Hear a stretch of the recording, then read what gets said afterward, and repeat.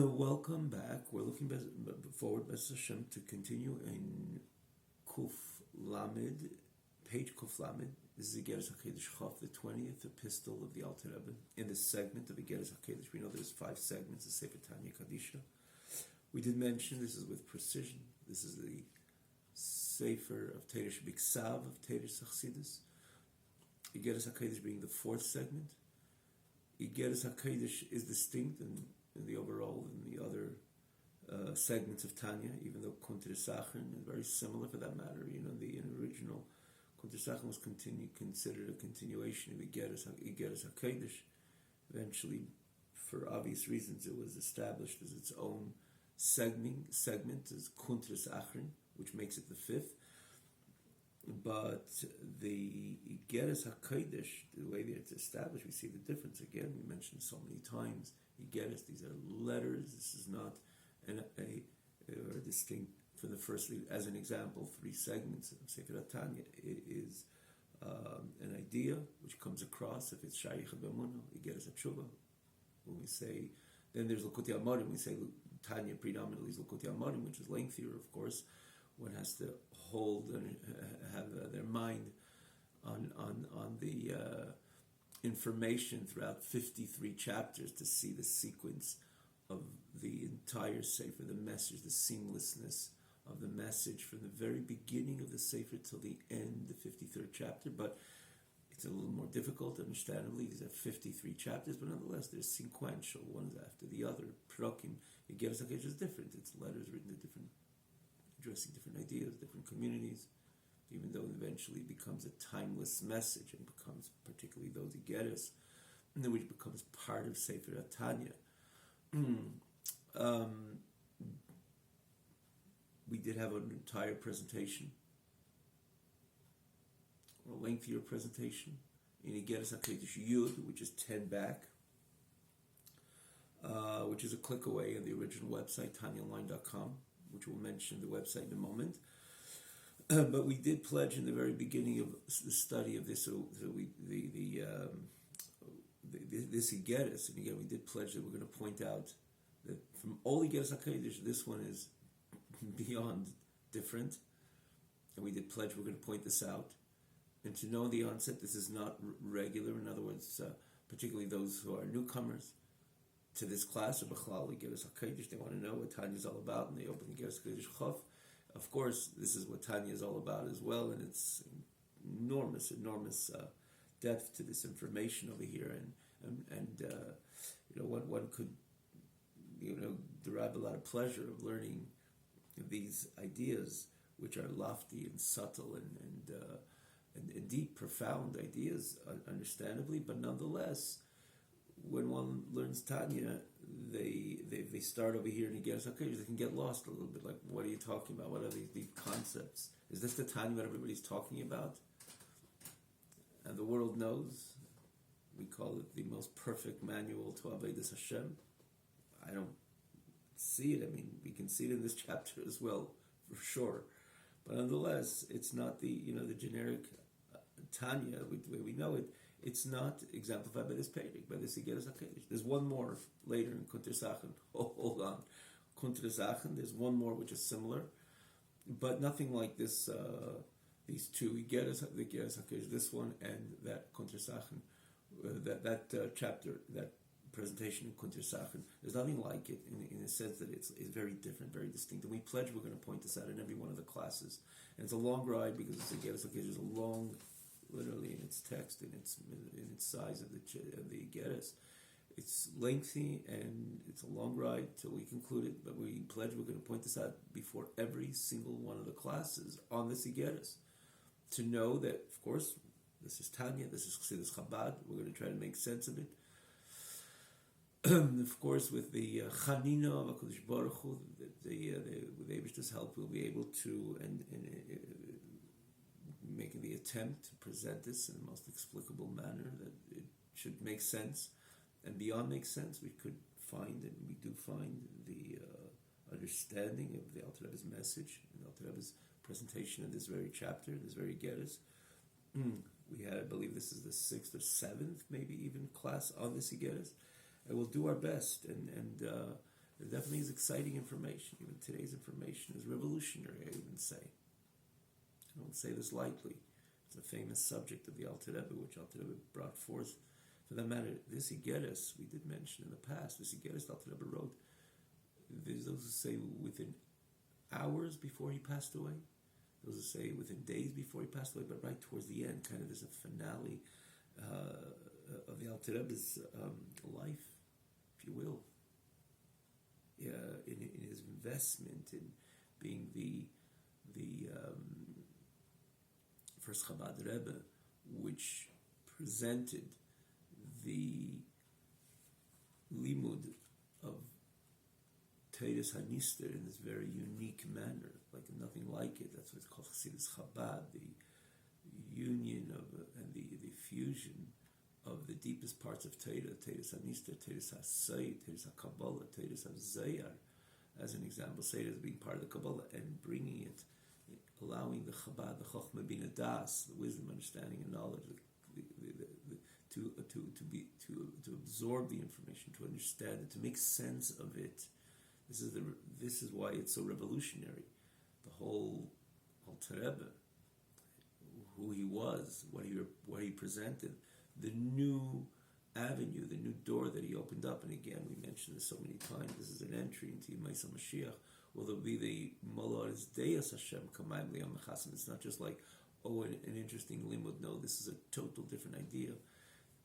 It's mentioned in the famous Kuntis in Yonush Teres Achsidus. This is the Atik, the deepest dimensions of HaKadosh Baruch Hu, which were not revealed till the Alter Rebbe came about. And of course, not even the Baal Shem Tov, but the Alter Rebbe took it and brought it into a total different level, a different field, a different type of presentation, because this was meant to be the Alter Rebbe, and again, the beginning of the unfolding of Chassidus Chabad, the establishment of Chassidus Chabad, which would later unfold with the 7 Rabbeim, which would lead into Yemais HaMashiach, which there'll be Eisa Kol Olam Kuli L'das Hashem, like the Mishnah Torah, the ending of the words of the Rambam in the end of his magnum opus Mishnah Torah, that this will be the occupation of the entire world, to know HaKadosh Baruch Hu. How could you know HaKadosh Baruch Hu?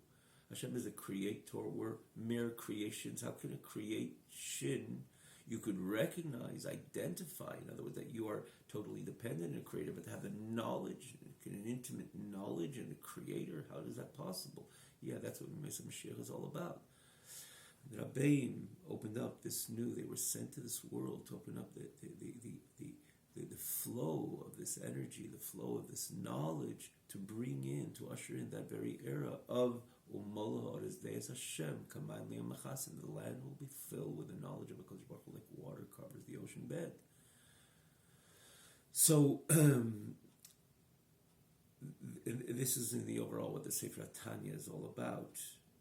So the Alter Rebbe, towards the end of his life, introduced to have this whole chapter written.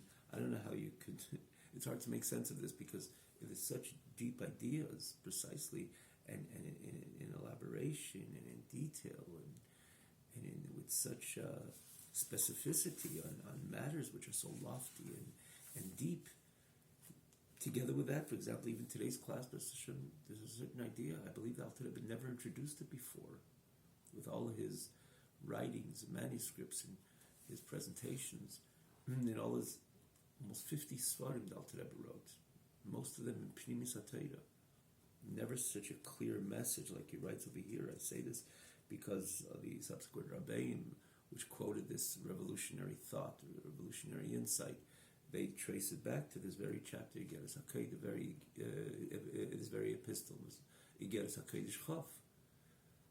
So there's a lot happening in this Igeres, but like we say, it's not the standard. And if you're new to learning Limud Tanya, start from very beginning, you'll see. And then, for that matter, if you learn everything else, you'll, of course, appreciate these chapters. These type of chapters, I see this in general, but for example, Igeres HaKodesh, when you learn L'Kutei Amorim, Shaykhut Emunah, Igeres HaTshuva, and for that matter, all the Igeres HaKodesh up till now, and then you start learning this, of course, it needs to be explained.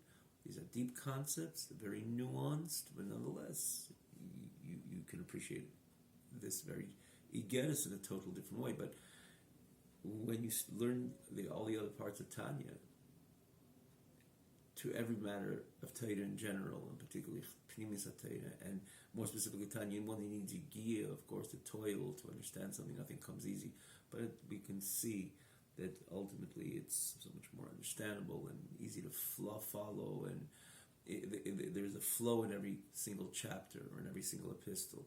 This Igeris is different. This Igeris is distinct, and again, we pledge that we're going to say this in the onset before we learn every one of these classes in Igeris HaKodesh, just to gain perspective, to have perspective before we come into it. So we say all the other chapters. For that matter, we merited to do the first three, complete the first three segments, and we're in the 20th Igeris of this fourth segment. All the previous classes from the very beginning of the first study, the first chelik, the first segment, which is Likutei Amorim, is all lined up on the original website. It comes up on others as well. Of course, as we always recognize, I would even say it, we periodically do recognize the Arutz Shava English, Israel National News, which carries us weekly for many years. The Shonim Tevis. But there's the original website, Tanya Online, one word, .com, TanyaOnline.com. The advantage of this, you have all the previous classes lined up on a separate scroll bar. Lined up on the left side of the website, that is. The text comes up on a separate scroll bar, thus easy to follow. We mention this from time to time. But namely, it's about all the previous classes in the very beginning of the study, which, besides the fact Alter Rebbe himself cross-references from one chapter to the other, one segment to the other. We do it, I can say L'havdil, we do it as well. Certain areas where the same concept is presented in detail and elaboration, there's no point of taking more time to it, so we just say this Peidik Lamed Hey is an example of Likutei Amorim. Just a click away within a few seconds. You can tune into that chapter and find basically the text, the corresponding text, again, which is on this separate scroll bar, and to see to find the area where this idea is spoken about, and click, and it's all there. So the original website has the advantage that all the previous classes, and starts from top to bottom. For example, I believe this is the 7th class on Igeris HaKodesh. All the previous classes on this very Igeris example, just on top of the screen, it works its way down. Really easy to access. It was established that it should be easy to tap in to wherever one wants to hear, and any chapter, and the way it's any concept which is explained in these chapters. Again, so easy to identify and listen to and learn along. So we invite you again at any given time. And if you want to start a new segment, as an example, it's all very indicatively presented. The way it's lined up, even again, the previous classes, it says what the class is all about. If it's in Igeris HaTshuva, the particular chapter, the class of the chapter, what number class there was, and so on and so forth. So I say this again because if you're new to it, to start from this Igeris HaKodesh and the 7th class in Chav is a chidush. But we will go on. This is where we're holding at this time. And Alter Rebbe, if you recall, last so again in the bottom of Kuf Lamed,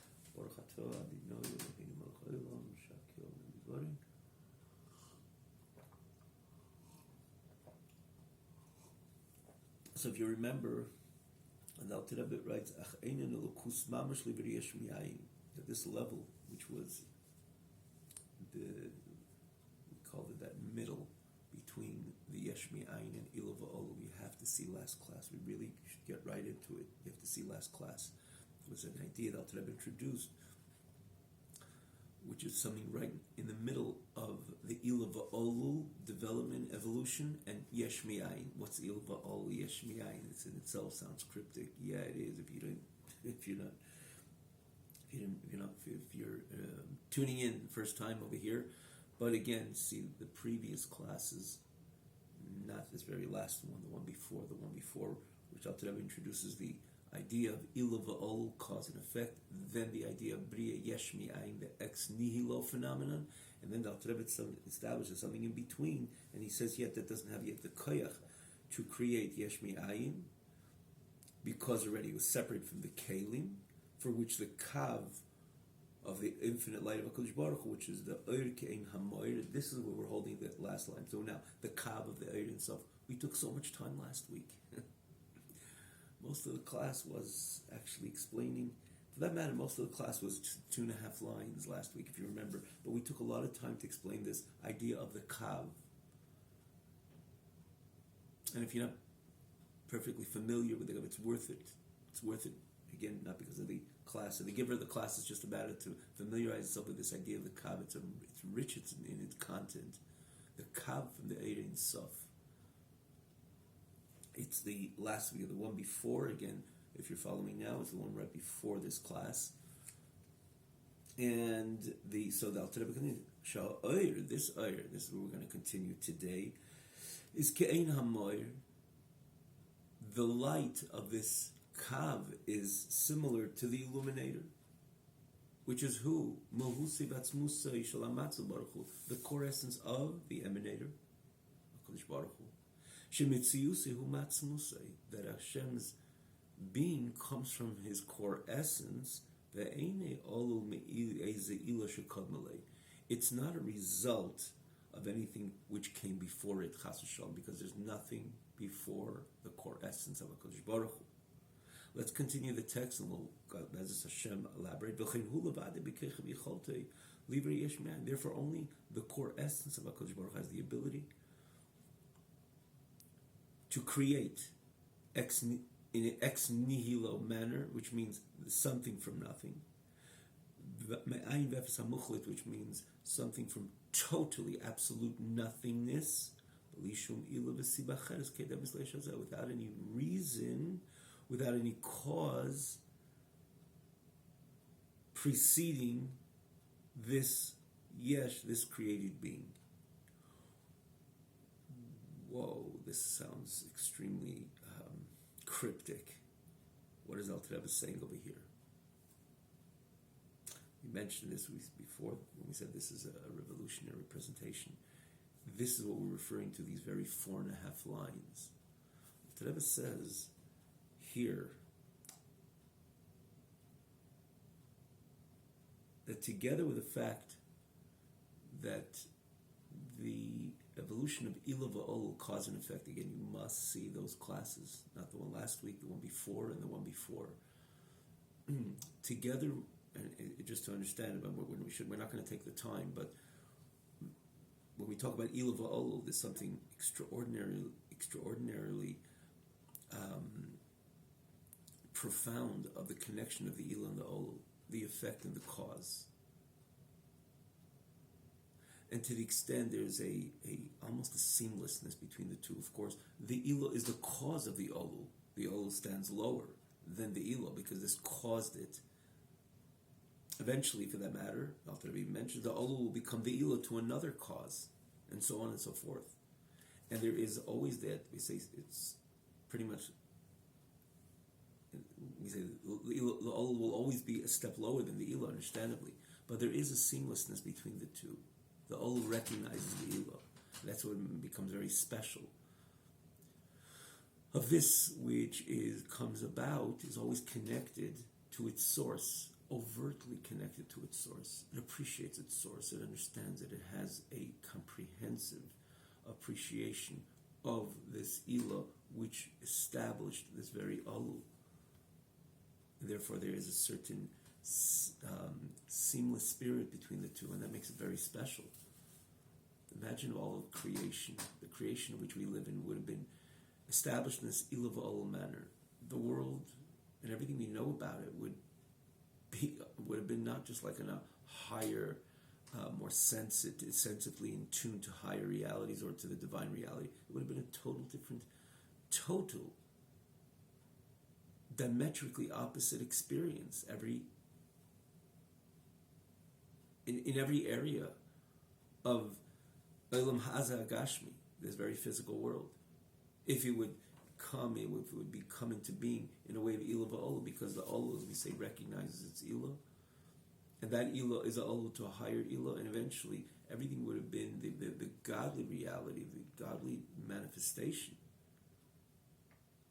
would have been the norm, in a way that godliness would have been demonstrable in every single area within Elam Haza. If it's even in the inanimate, in every area of Elam Haza, if it would be created in this very fashion, you wouldn't say, "Oh, that's something which hides and does not protest the oneness of HaKadosh Baruch Hu." No, because if it's Ilah va'olul, and the Ol always recognizes its Ilah, and that Ilah always recognizes its Ilah, which would be the Olah to its Ilah, and so on and so forth. So there's a constant flow of the demonstrative, the demonstrable godly reality. So if this world would be created in a way of Ilah va'olul, which it can't be created in a way of Ilah, like we learned in the previous classes, you got to see there the whole explanation why this world, it couldn't have been created in the way of Ilah va'olul, because it would never have been whatever being a tangible world, a world with a physical world, a mundane world, that couldn't have happened if it would have been Ilah va'olul. We've got to see the previous chapters, but theoretically, if it would be, if we'd be able to combine both together, which again, it's impossible for this very reason, and you have to see it in those previous classes, but theoretically, if it would have been possible, this world wouldn't look like, by far, wouldn't look like the way it does, by far. Find the godly reality. You have to meditate, even a Yid, which is someone who is an Eved Hashem, and he does everything right, and in every area of Shulchan Aruch, thought, speech, and action, has to stand before davening for a few moments, or to learn about a lukus in a Shir Chassidus as an example, and to stand moments to meditate and ponder on the godly reality in order to get his own motor going and his own connection with Hashem going, to appreciate Hashem as something real, and to talk to HaKadosh Baruch Hu in a way that to identify as HaKadosh Baruch Hu is not a concept which we submit ourselves to, which is also in Avodas Hashem. It's not important you understand, you just know Hashem is a king, and a king you follow his orders if you appreciate him or not, if you can understand him or not, if you can have a somewhat of a relationship with him or not. No, he's the king, and therefore we submit ourselves, we subordinate ourselves to his commands. He's a command, we are the commandee, and we follow his commands. That's the primary relationship of a Yid with HaKadosh Baruch Hu. He's Melech Malcham Malcham HaKadosh Baruch Hu, like the Alter Rebbe points out in the 41st chapter, very fundamental chapter, in Lukuti Amorim, it's a click away. But HaKadosh Baruch Hu says, no, I allow you to enter into a space that you could appreciate me, you could identify me, you could connect with me, and even intimately connect with me, which is, of course, the idea of davening.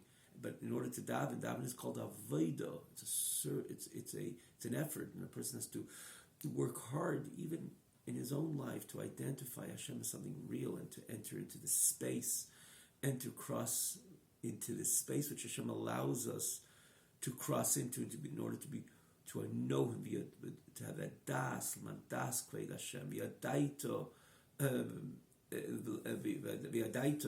as it says in the pasuk. To know that Hashem Elikim, that takes effort, even to the grand Eved Hashem. That's why it's called Avodah, because it doesn't come easy. So it doesn't come easy to somebody whose soul is on fire, doing everything correct, identifying HaKadosh Baruch Hu in every single step of his day, but nonetheless, before davening, you have to find, to seek, we have to find HaKadosh Baruch Hu. Why do we have to find HaKadosh Baruch Hu? Eined Mubadeh.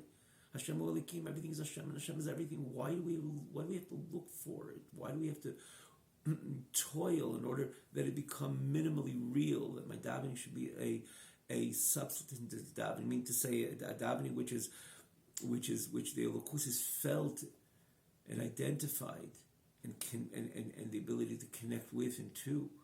Why is it so difficult if everything really is Hashem, and Hashem is everything? That's the truth. And the answer is because the world was created with this program, if you will, of ex nihilo yesh me'ayin, as Alter Rebbe explains. This is the way HaKadosh Baruch Hashem used this program in order to create the Ummah. Behind the scene, it's the same. Hashem Elikim. It's the same. There's nothing else than HaKadosh Baruch Hu. But the way HaKadosh Baruch Hu created Elam has is that the yesh does not recognize, doesn't demonstrate the ayin. Quite on the contrary, it camouflages, it eclipses the message of Hashem Holikim, the emes Hashem, which is really Elam, really connected. Not only connected, every fiber, every particle of Elam is just the Dvar Hashem, which is Mahava Machayas. It's solely the life and energy of HaKadosh Baruch Hu, which vitalizes and vivifies it every single second, every single millisecond. There's nothing within creation other than the force of Creator. Like we mentioned so many times, like, you have a device and you have the battery in the device. So without the battery, the device is useless, totally useless. Might as well throw it out if you're never going to read it. You're never going to, if you give up ever receiving a battery for this device, it's purposeless. But you bought the device, it cost you $900 or whatever it is. If it's a sophisticated device, but there's no battery, there's no wiring to this, which is going to ever make it work. It's futile. There's no value to it.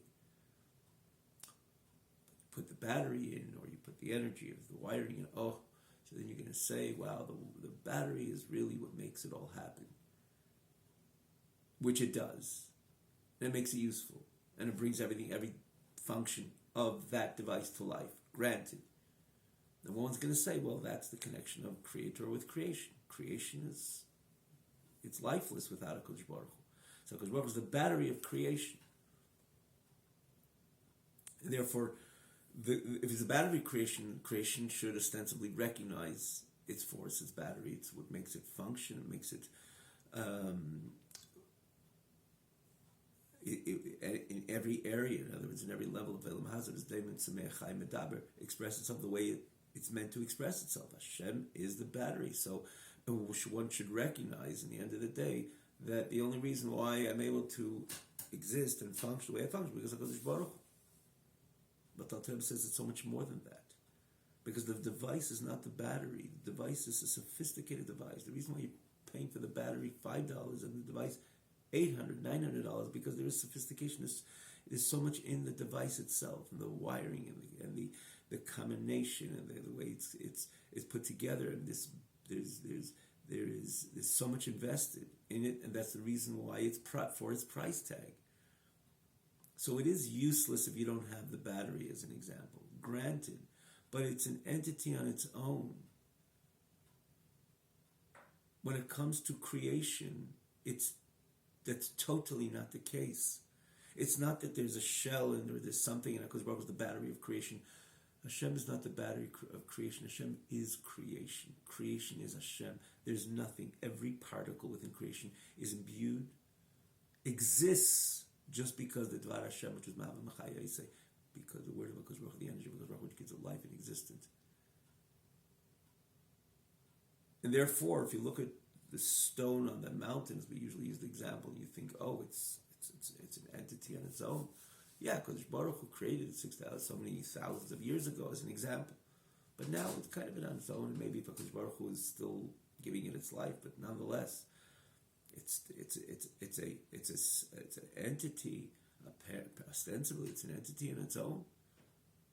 Well, if HaKadosh Baruch Hu wants to break up the stone, yeah, he can break up the stone. What if HaKadosh Baruch Hu wants the stone to disappear? Yeah, he may have to make a decision that the stone should disappear. He's God. Comes down to that, but he says, no, if HaKadosh Baruch Hu, the reason why it exists, why you see the stone, is just because HaKadosh Baruch Hu right now is giving it life, and its very existence. Which we say every single day. In Daven, Hashem renews creation every single day, but it's not only every day, every hour, every minute, every second, every millisecond. So really, there is no stone. There's just the word of HaKadosh Baruch Hu. Because every particle, again, unlike a device with a battery, you could say, this is a separate entity. It's just useless without the battery. No, this is so much more. Every particle, every bit of that is just there because HaKadosh Baruch Hu is allowing it to exist. And again, with that image of the stone, the way it's distinct then from the world of vegetation, as an example, the botanical world, which is the daimon, in comparison to tzameach, or even this stone in comparison to another stone, as an example, in size and strength. Every detail within creation, there is that energy which establishes that created being to look like the way it looks, its style, its character, if you will, and so on. In this case, if it's a stone, there is this certain energy which establishes the energy of a stone, and it's that energy is coming into that every particle of that stone and creating it now, presently, every single millisecond. So where is the stone if that's the case? It's only the Dvar Hashem. So why do I see a stone?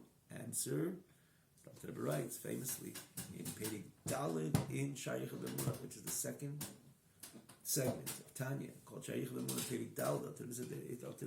The Eibishter has a midah, a particular midah called Gvura, which allows things to look different than the way they really are. Because if you took away that Gvura, you would only see the godly reality. You would not even see the stone. Because there is no stone other than the word of HaKadosh Baruch Hu, which is giving its life and existence. So there, the Alter Rebbe says, is the attribute of Gvura, which makes it look like that. But it all comes together because this is the idea of Yesh Mi'ayin, that HaKadosh Baruch Hu created. The program of Yesh Mi'ayin is based on Gvura.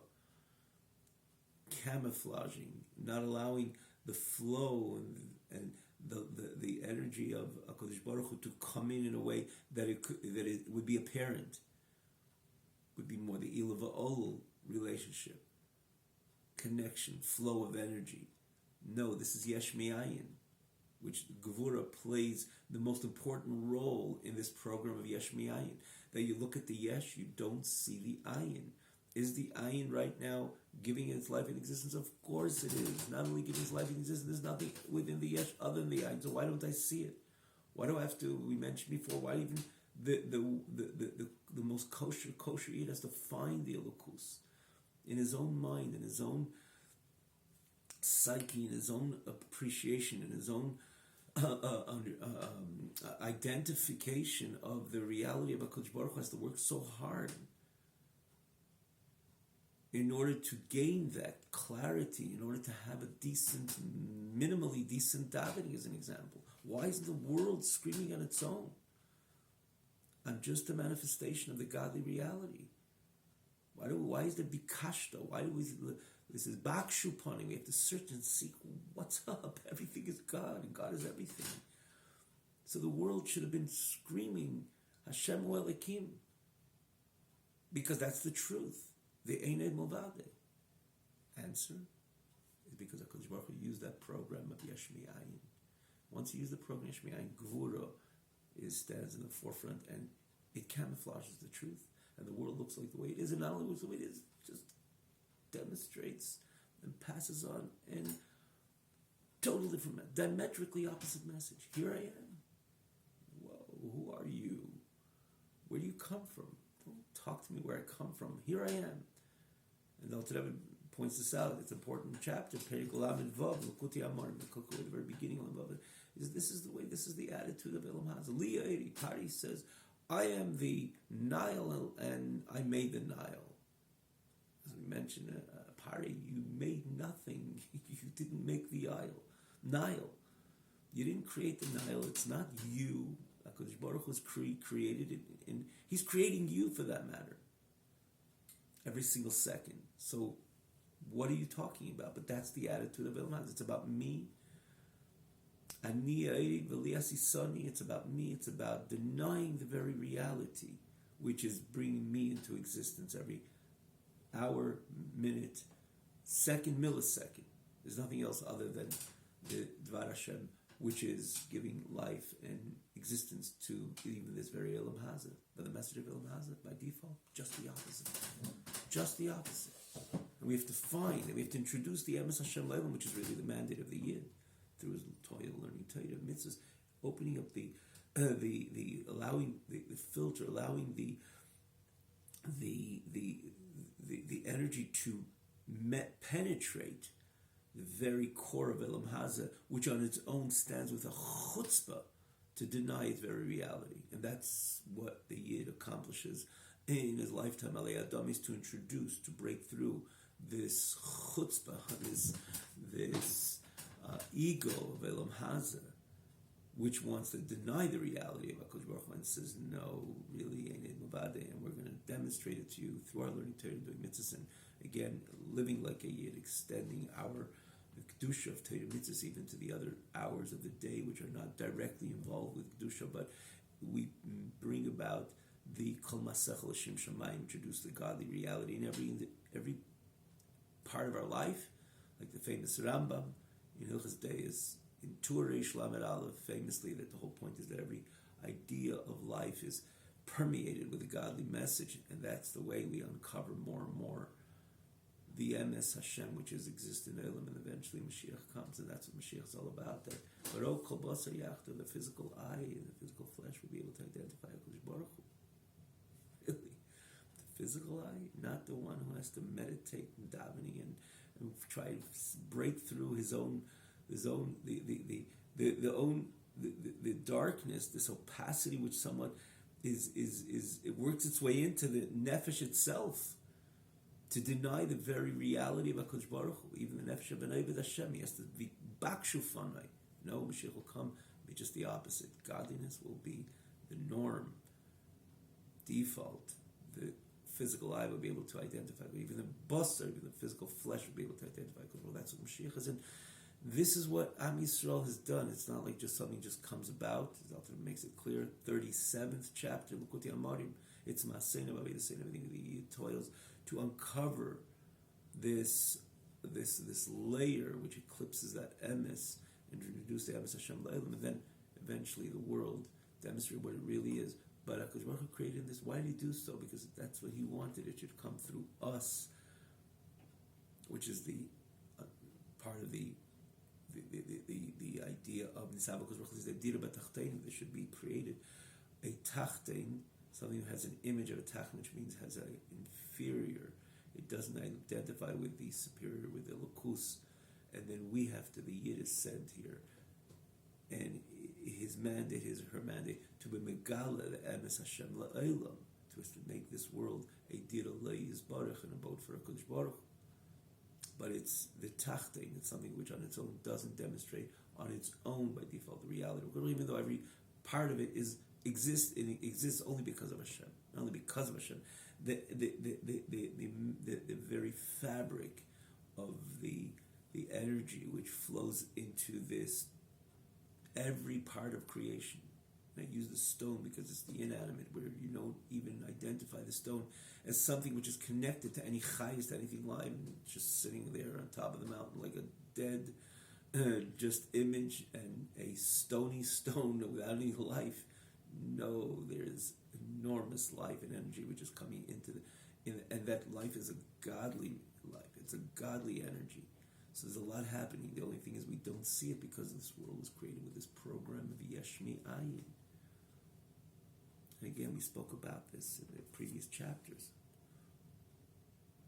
And had it been with Ilu Va'olu, as an example, is the message which is this which we mentioned before. Had it been the Ilu Va'olu, that the Olu which constantly recognizes Ilu, it would have been just a little bit different. The world would have been a little more warmer, and people would be able to easily identify the godly reality, and therefore behave consequently better than most of the stuff that people do, contrary to the desire of God, because they don't identify. There is interruption between them and where they come from, and this godly energy which is giving them life. In other words, there's a dissonance between the two. So in their recognition, in their understanding, their appreciation as such, in their attribute, in their emotions, and therefore in their thought, speech, and action, which is literally their conduct is not aligned with HaKadosh Baruch Hu, because there's some dissonance between them and HaKadosh Baruch Hu, because they're part of the fabric of Elam Haza, and the way HaKadosh Baruch Hu created Elam Haza, Yesh Me'ayin, the Yesh doesn't recognize the other, it would be Ilu Va'olu,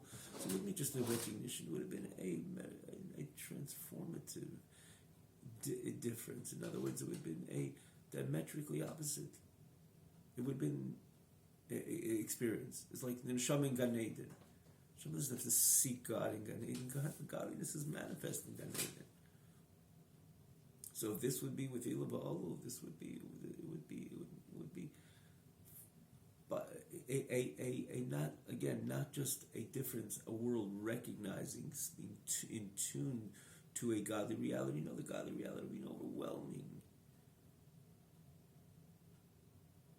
So why did HaKadosh Baruch Hu create the world Yivolu? No, he wanted a dir b'tachtainim. We mentioned so many times. But the point more so, the Alter Rebbe says, this world couldn't have been created Yivolu, because the whole way that this world was created, the way you see it, which is the gashmis, the physicality of Elam Hazah, the way we see it, the way we identify it, of course could only be with this program of Yesh Mi'ayin. There's kind of a cutoff of the recognition of the Yesh for the Ayin. That's why the Yesh could look at like the way it looks like, the way the Yesh appears, the physicality, the mundanity of the Elam Hazah, the crassness, the physicality would be the gashmis, the hakshama stands out the most. In other words, which if could have not been created, if it would have been through the Ilah V'Olah program, if you will. It had to be through the Yesh Mi'ayin program, and the Yesh does not, by default, identify its Ayin. Therefore, it could look like a Yesh, therefore it could appear the way it is. Even things which don't directly go against the message of HaKadosh Baruch Hu, but just the existence, the way they appear. It's like, oh, I'm not necessarily here to demonstrate my Creator. Why not? You don't have any other existence other than your Creator.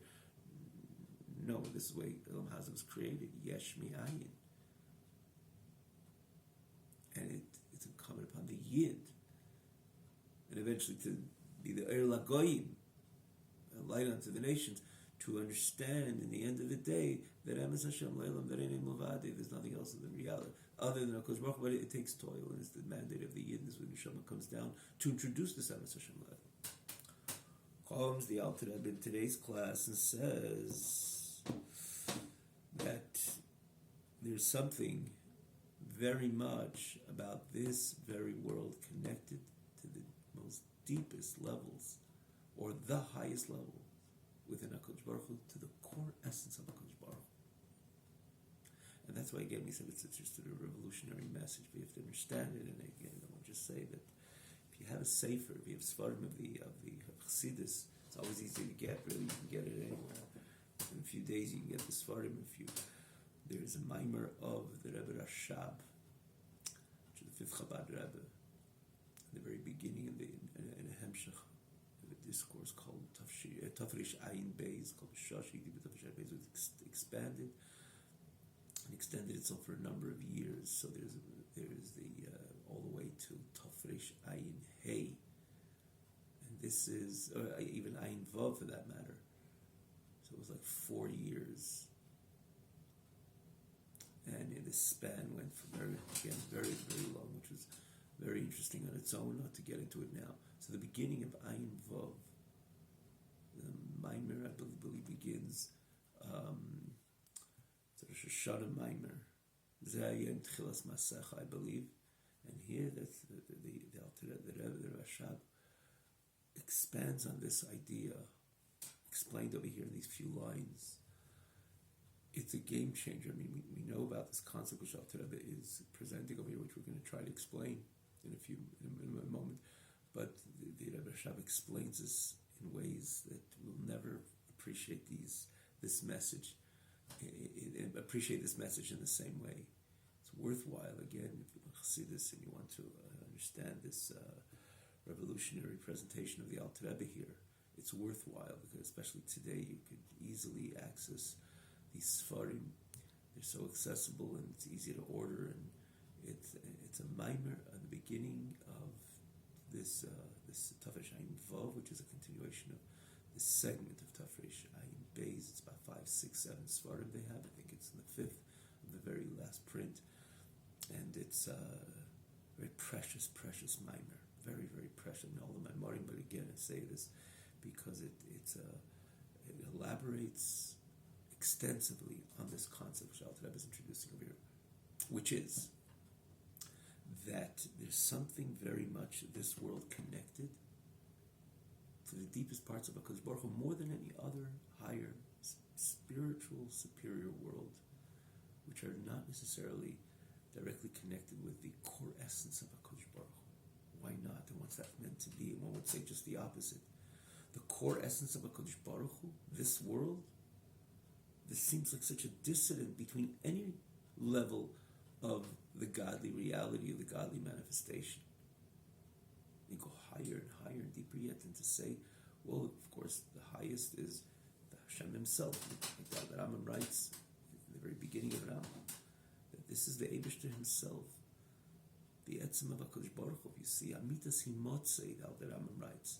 Of course, this is the core, the essence, because all this we talk about, the light of HaKadosh Baruch Hu, and this level of light of HaKadosh Baruch Hu, and that level of light.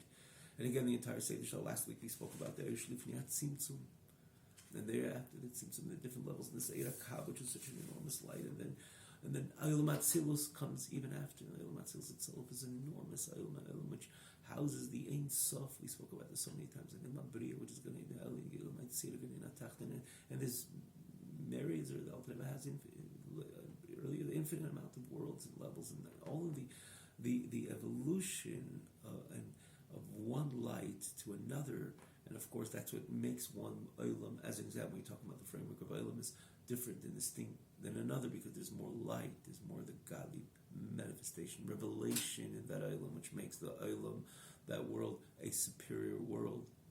And then there's a level of HaKadosh Baruch Hu, which is the Oyer, the light, before it expressed itself as an Olam, for it, the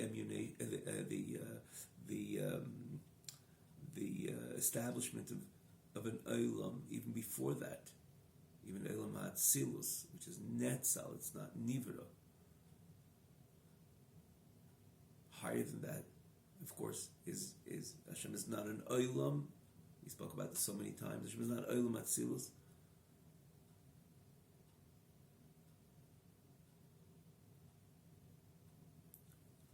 And you go higher and higher. There's the Eir, and then you have the highest levels of Eir. The Eir before the Tzimtzum, famous Tzimtzum. Again, we spoke about this last week. Important. We took a lot of time to explain this whole phenomenon. The Tzimtzum, again, coming from the Arizal, took an extensive time because it's such a beautiful concept that Arizal introduced to us. And then there's the Eretz of Shlifnei Tzimtzum, which this kav is a trickle of light from that Eretz of Shlifnei Tzimtzum. And then what's higher? The previous Eretz. What's higher than the previous Eretz? Light is the previous, and higher and yet higher. How much really is infinite? But then what's the highest? Everything comes from somewhere, And then you have the core essence of Hashem. Similar to when you have, for example, the ray of the sun. It's coming from somewhere higher, and then it's closer to the sun, it's brighter, warmer. But you get higher and deeper, and then there's the core essence, the illuminator, the luminescent, the sun itself, which the light comes from. Of course, Hashem is not defined as a moyer, but nonetheless, just to understand and appreciate it, now the Rebbe does use over here this lashon, the core, the essence of Hashem, which everything comes from. What's higher than? Nothing's higher, because this is Amitas Himotzei. This is the core essence of Hashem. There's nothing higher. Nothing comes before the core essence of Hashem. Of course not. He is the core. This is Amitas Himotzei. So when you talk about a light, for example, the evolution of Olam Atzilus from before, of course, Olam Atzilus is a bright. It's not a tangible Olam. It's not a physical Olam, for sure. No, it's not a tangible. It's a lichtiker Olam. So where does that light come from? Oh, this light could be sourced in a light which is higher than it. Where does that come from? A light which is higher than it. So one would argue, well, this world, which is such a lowly world, a gashmistic world, a world about akshama, which is all about akshama, that is. So you're going to say, oh, this fell all the way to the bottom, so its source is really, it's a light which is giving it light and life and exists, but it's also kind of in the lower end of this light. Comes the Alter Rebbe and says just the opposite. So besides the fact that the evolution of light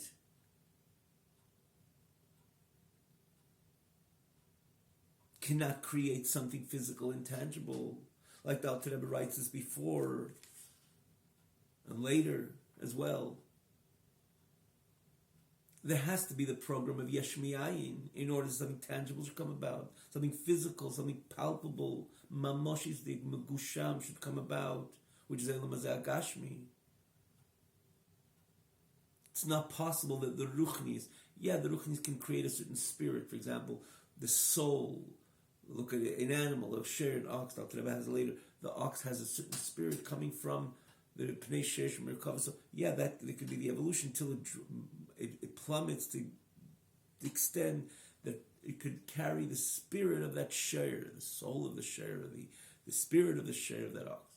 But the physicality of it, that does not, will never ever, even in multitude of declines of that air and deficiency of minimization of that air, will never create something physical. Ever. As Dr. Rebbe points this out again in the previous classes, you must have the Yesh Mi'ayin programs if something physical should be created. So an air will never, the evolution of an air will never, ever, ever create something physical. And if we create something physical, it's enormous kayach, which is the kayach of Yesh Mi'ayin. But Dr. Rebbe adds over here this revolutionary statement that in the end of the day, one would say, such a lowly air, such a lowly olam, really it comes from a light and force and energy which gives it light, but it's all the way on the bottom in comparison to the higher areas, because this is creating very much of an inferior world. Comes out to Rebbe and says, because the air itself cannot create something, it could give it life and it could give it existence, but it could not, the evolution of that air could never become a davar gashmi, something physical. So how does the physicality come about? Yes, through that uniqueness of the program of this Yesh Mi'ayin, ex nihilo program, that the Yesh does not recognize the Ayin, and therefore it can end up being a davar gashmi, megusham, denying its very reality, never very force and very reality, granted. But that Rebbe says something deeper over here, that this davar gashmi really comes not only from this air, from that air, this higher air and higher air, which again would never able to, the evolution of that highest level of Vedas would never be able to manifest the way Elam Hazeh, the manifestation of Elam Hazeh, the aksham of Elam Hazeh, the tangibility, the physicality of Elam Hazeh, never ever. Besides that, in the end of the day, this world is connected, that's right, to the core essence of Hashem. And this really is tied together with Nisab HaKadosh Baruch Hu, is the David B'Tachtein. HaKadosh Baruch Hu wanted this world to become a domicile for him, loy, for the core essence of Hashem, not even for the greatest iris, which was also makes its way down, because in the end of the day, this world will have that over sensation of the godly reality, because this is what Eir Lichtikai does. You open a light in a room, wow, it's exciting, it's lively, it's and this will exist also in Elam Hazeh. A lot of lights will come in, but in the end of the day, the core of HaKadosh Baruch Hu will be manifest in this Elam Hazeh. And again, there's so many components that come together, but just focusing on this, what Alter Rebbe says over here, this Elam, this world, has a connection to the core essence of Hashem more than every other world. Really? Atzilus doesn't have such a direct connection with the core essence of Hashem like this very physical world. A world like Atzilus, which is everything about Atzilus is demonstrably presents itself as a mere manifestation of HaKadosh Baruch Hu, which it is, of the Ein Sof of HaKadosh Baruch Hu. He says everything in Atzilus is Bli Gvul, has a Bli Gvul component. And that's not so much directly connected to the core essence of Hashem. This world, yes. How does that work? Answer. Because if you look at Atzilus, it's not a davar gashmi. It's not something which is physical. It is a spiritual world. And the idea when we say it's a right? Atzilus, it's not like, it's up there as physically up there. No, it's not defined by space. It's Elam HaTzilus. And this Elam HaTzilus is enormous fire and a manifestation of the godly reality. So where does it come from? It has its source above Oyer, which is higher than it. produce would evolve into another level of lichtigkeit, lower level. In this case, it's an olam. Elam Atzilus comes from Keser, which is completely divested, or it's not an olam. Okay, Keser is the area which gives is that's why Keser is attributed to the Ein Sof itself. Of course, Hashem is beyond Keser as well. Keser is a definition. For that matter, there's a lashon. Ukum hu. This Keser is a tzacham tzuktzam ukum hu kodem ilas eilis, because Keser, a definition, Hashem. No, you can't define Hashem even with Keser. But in the end of the day, as connected with Ein Sof, because it's pre-olam, and that gives the life and energy to Olam Atzilus. Okay. Because Olam Atzilus is enormous Eir, so Eir would receive from Eir. Where does Keser receive its energy? From higher, and yet higher, and higher. And infinitely amount of levels of higher, and then you have the Eir HaKav, which is connected to the Eir and Sof Shlifnei Atzim. So many of Shlifinim, so there's myriads of different levels. Because everyone receives from a higher level. When you look at Elam Hazeh, and you ask Elam Hazeh, anything in Elam Hazeh, of course figuratively, where's your source? Source? I don't have a source. I am because I am. Whoa, that sounds very narcissistic. Yeah, that's what Elam Hazeh is, very narcissistic. Pompous, here I am. But everything has a source. No, I don't have a source. And it's telling that to you because if it would demonstrate its source, the world would be in tune and inclined to the godly reality, to the godly spirit, to the godly experience, and everything would have been different. The reason why the world acts and presents itself in such a way is because it kind of cuts itself off from everything which is higher than it. Of course, it's just an illusion, and it's just chutzpah, a very obvious chutzpah. The world, Elam Hazeh, presents itself. The way it presents itself is lots of chutzpah to say, together with the fact that your whole existence, in other words, if Hashem will pull back the life and energy from that stone, let's still focus on that stone as an example, to make it a little bit less boring, right? The stone on the mountain. Continue talking about it. As the narrative over here. HaKadosh Baruch Hu will pull out the energy of the stone right now and say, I'm not giving you that koyach. I'm not giving you that energy. What happens to the stone? Would it just break apart? Change colors? Decay? No, it would disappear to nothing, as nothing at all. So the whole reality of Elam is HaKadosh Baruch Hu. But nonetheless, this Elam Hazeh is created in such a way that it denies totally its source. Like, not only don't talk to me, I don't have a source, is the message, default message of Elam Hazeh. So the Alter Rebbe says there's only one reality throughout, which has that same message. But there the message is the emes. What is it? The essence of Hashem. Because every single level of Eir in between, it is sourced by a higher Eir, something before it, coming from the illuminator, which we said many times, Hashem cannot even be called the illuminator, but again, just to have a perspective and understanding, context, that is, higher and higher, then you have the core essence of Hashem, which everything, all the light comes from. What is before the core essence of Hashem? Nothing. Of course, nothing. Because He is His core. There's nothing should come before Him. When it comes to Eir, every single level of Eir is a higher and higher and higher. Again, is an expression, is a manifestation of the previous level of Eir. So there's higher, and everyone has its source and identifies its source. But when you come to the core essence of Hashem, where everything comes from, what is before the core essence of Hashem? Of course, nothing. Ein shum ilah shekod, because He is the etzem of Hashem. So the Alter Rebbe says, where you see something which is similar throughout the entire order of evolution, say the Ishtalshalos, that you have something and it kind of says, I have no source. Right here, Elam Hazeh Gashmi. So make no mistake, in Elam Hazeh Gashmi, in this very physical world,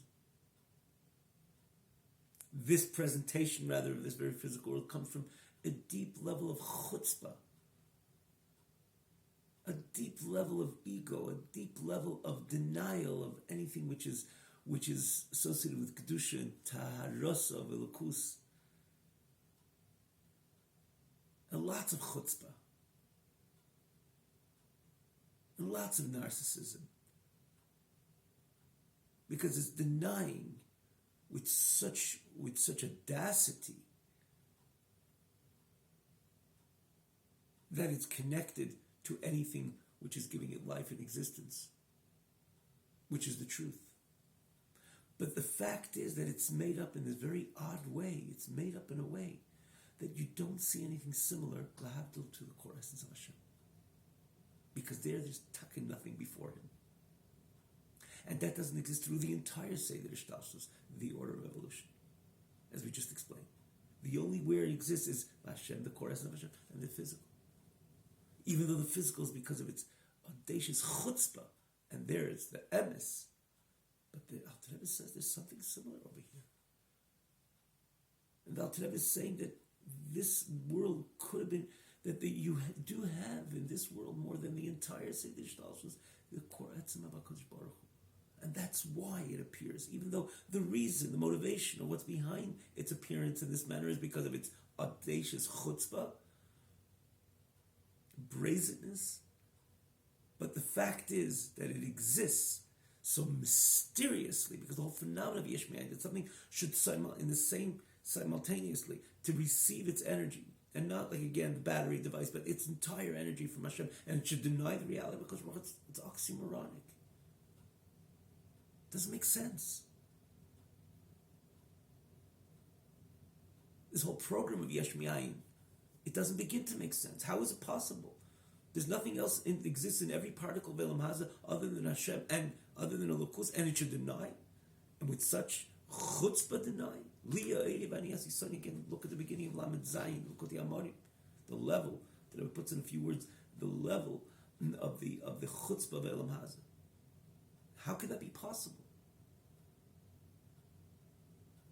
So Alter Rebbe says, in the end of the day, you have a similarity. The etzem of Hashem, the core essence, where there's nothing higher. There's no oyer which is higher. No, this is the core essence. And then you have Elam Haza, which has that same attitude. There it's because of its an attitude.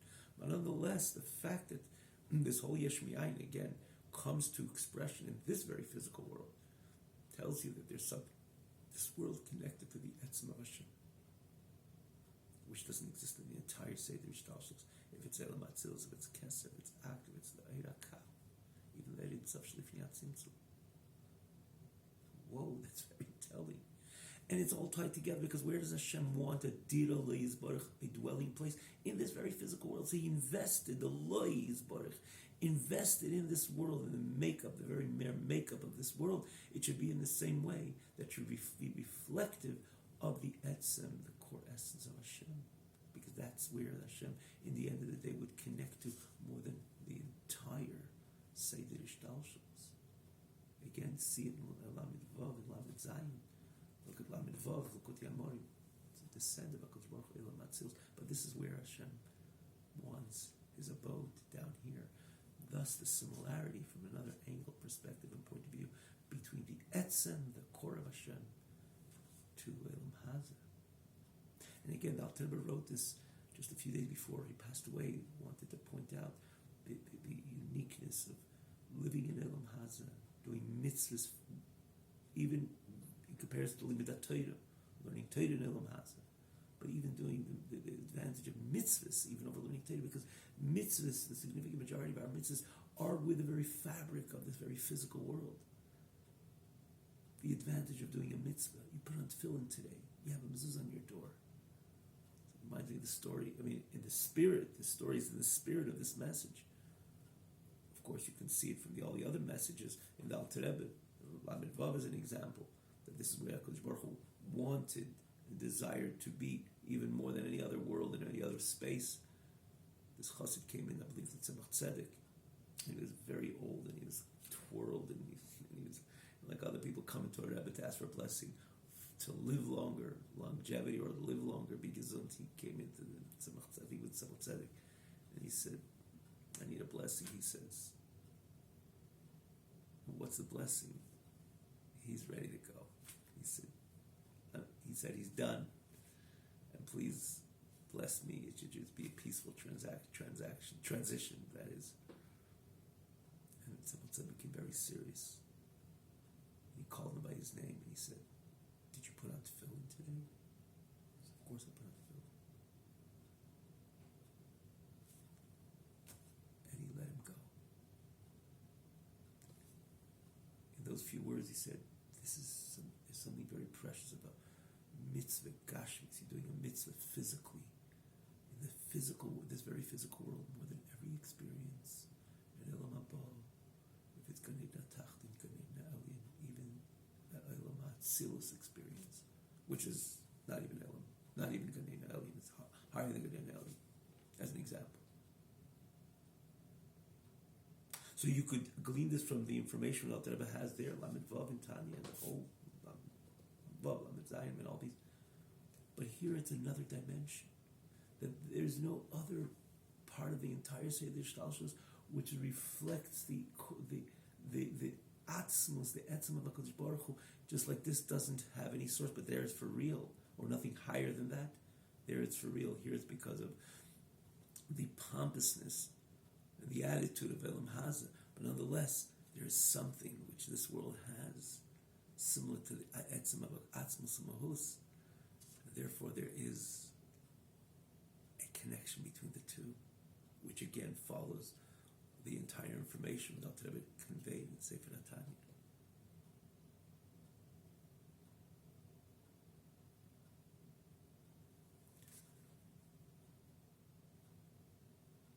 I would suggest you to, so we read this before, but you can see it if we got, we'll take a few seconds again. Mitziusehu me'atzmusei.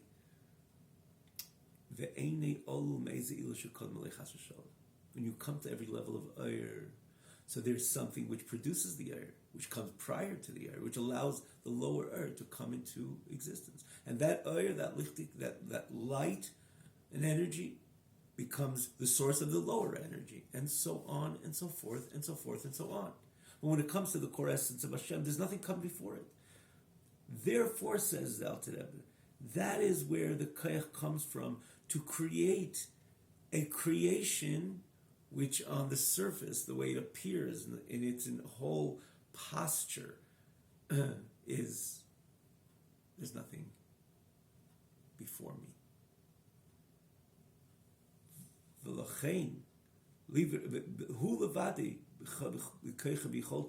It's only in the koyach of the etzem of HaKadosh Baruch Hu, the essence of Hashem, to create this, with this ex nihilo program, to create yesh from ayin, this something from the efes hamuchlat, in other words, like nothing before it, mamash,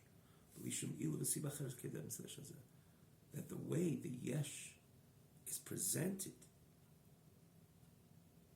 is like there's nothing before it. Of course, there's everything before it. It doesn't have its own independent existence at all, but the way it appears, nothing in the entire Seder Shlosh appears in this way, that it is without the way it's established is, this is where I am, this is my beginning, and there's nothing which comes before me. Thus the connection, again, from the etzem of Hashem to the etzem, to the gashmius of Elam Haza, the very physicality or the very makeup and establishment of Elam Haza, which doesn't exist in the entire Seder Shtalshus. Eventually, again, this is the Alter Rebbe's message in which he left with the world for perpetuity, that how precious it is to do a mitzvah, living in this physical world, with this physical world, which again, the significant majority of mitzvahs is with the Davar Gashmi.